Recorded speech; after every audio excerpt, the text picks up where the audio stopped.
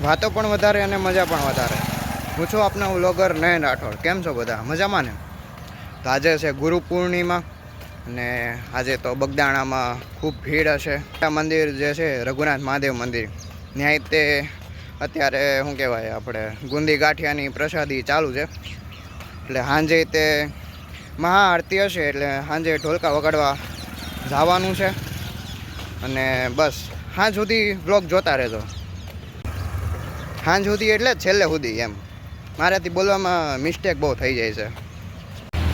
તો આજે મારા ઘરે શું કહેવાય પોપટિયાની લડાઈ થઈ ગઈ, એટલે કે નાના પોપટ અને મોટા પોપટની.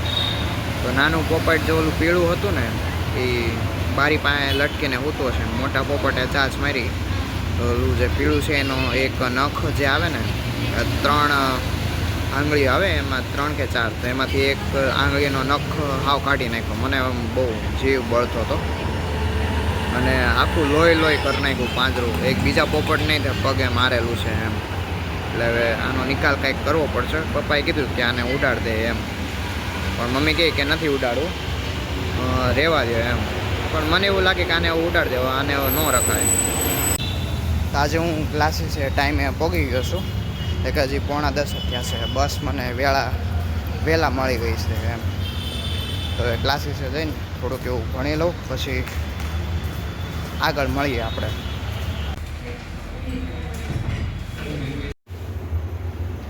તો આજે ક્વોન્ટના ક્લાસ હતા એટલે આજે મજા આવી એમ. મગજને થોડોક ભાર આપવાની મજા આવે, બાકી રિઝનિંગમાં ન મજા આવે એટલી બધી.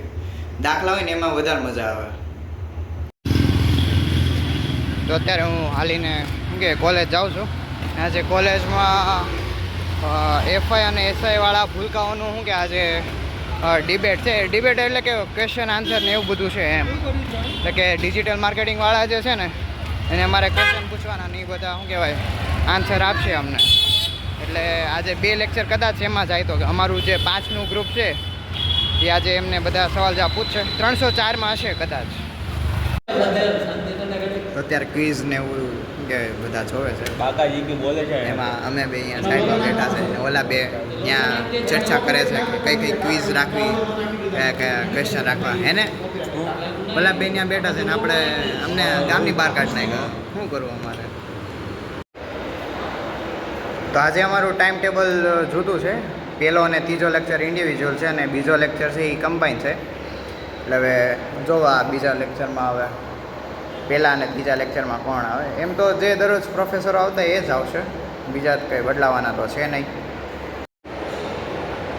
અત્યારે તો હું ક્લાસમાં એકલો છું. હવે એક બે વિદ્યાર્થીઓ આવશે, પછી બહુ વધારે બીજા કોઈ નહીં આવે.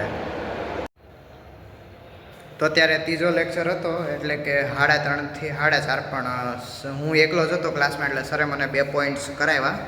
એક છે મશીન લર્નિંગ ML અને એક NLP નેચરલ લેંગ્વેજ પ્રોસેસિંગ. એમાં જે કોડિંગનું ડીકોડિંગ થાય, એટલે કે તમે કોઈ ટ્રાન્સલેશન કરો કે ગુજરાતીમાંથી હિન્દી, તો એ જે પ્રોસેસિંગ હોય 0-1નું આવે ને એવું બધું કરાવ્યું.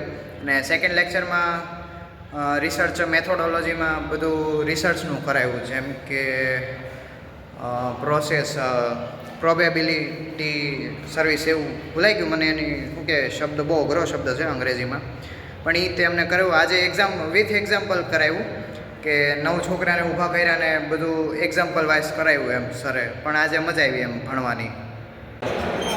અત્યારે છોકરાઓની પાછી મેચ ચાલુ થઈ ગઈ છે એટલે ભૂલકાઓ બધા બેટ દડે રમે છે.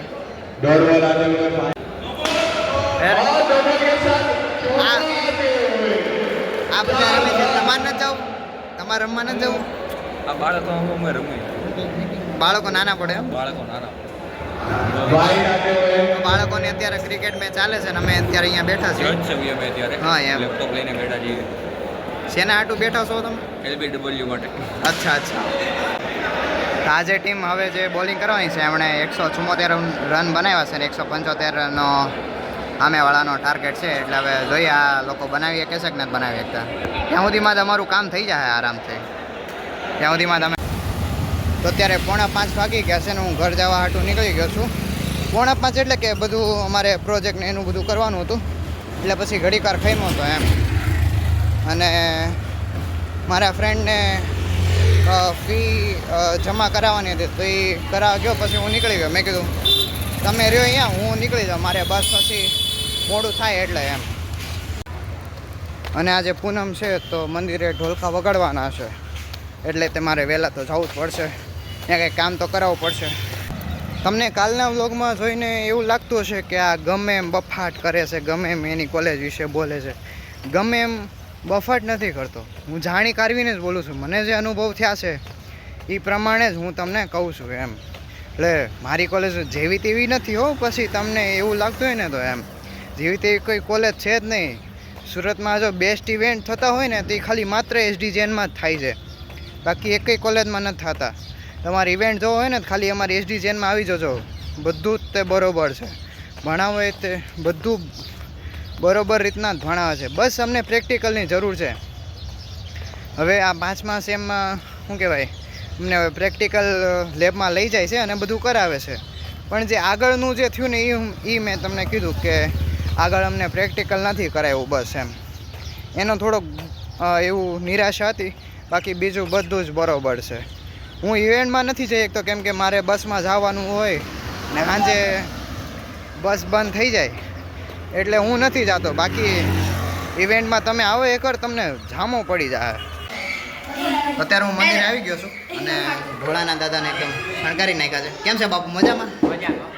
હા, તો હવે અત્યારે બધા સેવા કરવા આવી ગયા છે. ટાઈમ નથી તો હું ફટાફટ ફોન મૂકીને કામ કરવા લાગુ, નકર પાછા બાપુ ખીજાય જાય. તો તમે અહીંયા બ્લોગ ઉતારવા આવો છો કે પછી કામ કરવા આવો છો? તો બધા ફૂલોની પાકડીઓ છૂટી પાડી દીધી છે. ગુલાબ છે, પછી આને કયું ફૂલ કહેવાય? હે, આ પીળું ફૂલ અને આ કેસરી ફૂલ. અને અમારા જય બાપુ હવે શું કહેવાય બધું સેટઅપ કરે છે, પટ્ટી કરીને પછી ઉપર ગુલાબ. તો આ અમારા રઘુનાથ મહાદેવનો ફાઇનલી લુક તમે જોઈ લો. વચ્ચે ગુરુદત્ત ભગવાન દોરેલા છે, ઉપર છે એ ઓલા બે ફૂલને શું કહેવાય, કયું કહેવાય? એક સૂર્યમુખી, બે ને એક ગુલાબ. હા, એક એવું છે. અને સાઈડમાં ગુલાબનું ને ગલકોટા ને એવું બધું કરેલું છે, શૃંગાર ને એવું બધું. ને અહીંયા વ્હાઈટ ફૂલ બધા મૂકેલા છે.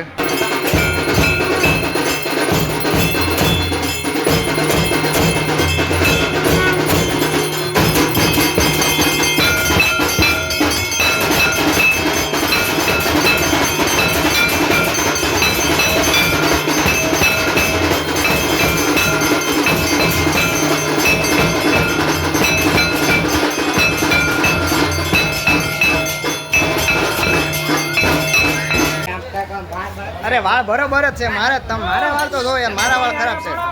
હા ખબર છે, શું કે ઢોલકા વગાડી લીધા છે સારી રીતના. તો બાપુ તમને હું મજા આવી આ ઢોલકા આરતી કરવાની? છેલ્લે કેવી મજા આવી? હે ને? તો પછી હા મોકલી દે. તો બાપુ તમને હું મજા આવી કે ન મજા આવી? છેલ્લે મજા આવી, બાકી પેલા આમ કઈ હરકું નહોતું. આ પ્રસાદી આપે છે મારા લખાભાઈ. એ તારું આખું નામ છે? લક્ષ. એટલે તમે એને લખો. તો અત્યારે જમવામાં શું કહેવાય, ભાખરી ચોળી નાખી છે અને ઉપરથી બટેકાનું શાક, હારે છે છાશ. એટલે આ તો આપણું સૌથી ફેવરિટ ભાણું છે અત્યારનું. અને મને વધારે ભાવે આવડું ચોળેલું શાક ને ભાખરી ને છાશ. બધા આઇકન શું કહેવાય વર્ડ ફાઇલમાં લગાવવાના હતા. બધા જે મોટી સોશિયલ મીડિયા પ્લેટફોર્મ હોય એના અહીંયા જે લોગોસ હોય એ લગાડવાના છે. આગળના હું તમને નહીં દેખાડી શકું કેમ કે જે આ સિક્રેટ રહેશે. ખાલી આ બે છે એમ, હજી ઘણા બધા છે. તો અત્યારે આ કામ કરી નાખ્યું છે અને હજી બીજા ઘણા બધા આવશે પણ મળતા નથી. પણ તોય તો હું બધું ChatGPT કરી નાખીશ હજી આગળ. આ છેલ્લે સુધી વ્લોગ જોવા માટે તમારો ખૂબ ખૂબ આભાર, ધન્યવાદ. અને આજે શું કે ભગવાન ભોળાનાથની આરતી કરી, બહુ મજા આવી ગઈ. શરૂમાં ન મજા આવી, પણ છેલ્લે જ્યારે બાપુ અંદર ગયા ને ધૂપથી આખી આરતી કરી ભગવાનની, ને પછી જે ઢોલકા વગાડી છેલ્લે ઢોલકામાં મજા આવી ગઈ. એટલે આજે આખો દિવસ મારો સારો ગયો. આજે અમે લેબમાં ગયા, પછી ઘણું બધું ભણ્યા અને ઘણું બધું જાણવા મળ્યું. જેમ કે ગૂગલ ફોર્મ છે, પછી એથી ChatGPT સિવાયની અન્ય જે AI ટૂલ છે એનાથી કેવી રીતના વિડીયો બનાવવા, ફોટા બનાવવા, એવું બધું અમે જાણ્યું. અને બસ બધી મજા કરી, ક્રિકેટ જોઈને એવું બધું કર્યું. તો સારું, હાલો આપણે આવતા વ્લોગમાં મળીએ. હવને રામ રામ, જય શ્રી કૃષ્ણ, જય સ્વામિનારાયણ.